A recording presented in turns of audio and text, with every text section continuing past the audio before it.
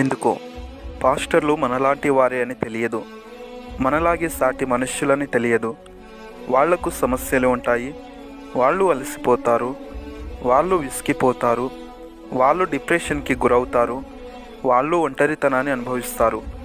ఎడతెగని సేవ కార్యకలాపాల్లో వాళ్ళ వ్యక్తిగత జీవితాలు, కుటుంబాలు నిర్లక్ష్యానికి గురవుతాయి. కుటుంబం సంబంధాలు బీటలు వారుతాయి, ఒక్కోసారి పునాదులు కదులుతాయి. అసలు నువ్వు సేవ చేయడం వల్లనే మేమిలా ఇబ్బందులు పడుతున్నాం అని భార్య పిల్లలు అంటుంటే ఎవరికి చెప్పుకోవాలో తెలియక మదనపడిపోతారు. తగినంత సమయం కుటుంబంతో గడపలేక బాధపడుతుంటారు. సంఘస్థుల విమర్శలు, ఇతర సంఘాల నుంచి వచ్చే వ్యతిరేకతలు, సమాజంలో నుంచి వచ్చే బెదిరింపులు, కుటుంబంలో నుండి వచ్చే ఆర్థిక ఇబ్బందులు, దేహంలో నుండి వచ్చే అనారోగ్య సమస్యలు, బంధువుల నుండి వచ్చే చీదరింపులు, పొరుగువారి నుండి వచ్చే తిరస్కరణలు, మతోన్మాదుల నుండి వచ్చే దూషణలు, విరోధుల నుండి వచ్చే హింసలు, ఇలా ఒకటా రెండా దూర ప్రయాణాలు, సమయ అసమానతల వల్ల ఆరోగ్యం క్షీణించడం. పాస్టర్ భార్య పిల్లలు అనుభవించినంత ఒంటరితనం, క్షోభ మిగతా వారికి ఉండదు. కానీ క్రీస్తు కోసం వారి జీవితాలను త్యాగం చేస్తారు. స్నేహితులను, సంబంధాలను కోల్పోతుంటారు, దుఃఖపడుతుంటారు. అయినా అందరి ముందు నవ్వుతూనే ఉంటారు. ఒకవైపు అనారోగ్యంతో బాధపడుతున్నా మరోవైపు సంఘ క్షేమం కోసం ప్రార్థిస్తుంటారు, ఉపవాసం ఉంటారు, కన్నీరు కారుస్తారు. అలాంటి పాస్టర్స్ని మనం ఎలా చూస్తున్నాం?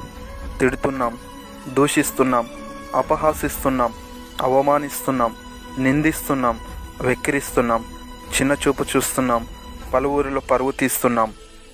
మనకంటే గొప్పగా ఉంటే సహించలేము, బీదగా ఉంటే పట్టించుకోము.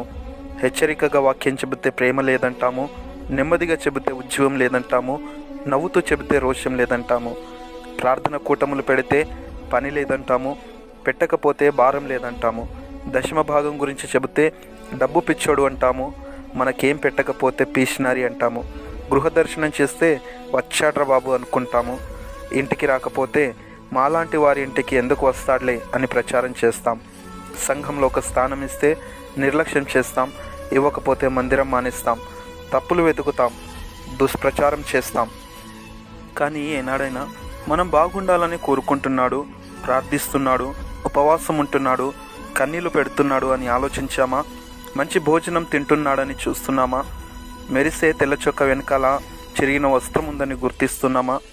వచ్చే కొద్దో గొప్ప కానుకలతో కుటుంబమును ఎలా నడిపిస్తున్నాడో గ్రహిస్తున్నామా? ఆర్థికంగా ఎంత కష్టపడుతున్నాడో అర్థం చేసుకుంటున్నామా? అనారోగ్యంతో ఎంతో క్షీణించిపోతున్నాడో పట్టించుకుంటున్నామా? బాధలో ఉంటే పలకరిస్తున్నామా?